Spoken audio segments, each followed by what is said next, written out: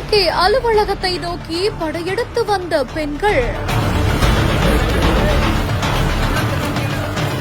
காரிலிருந்து சரசரவென இறங்கிய பெண்களால் பரபரப்பான Panaiyur.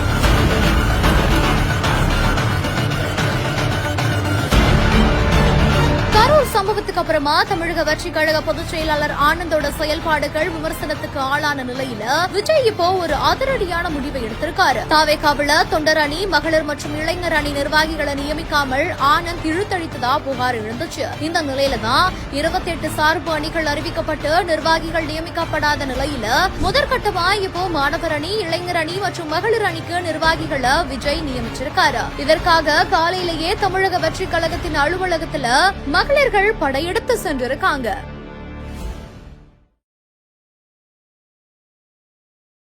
MCR Pure Cotton Club, formals and casual shirts.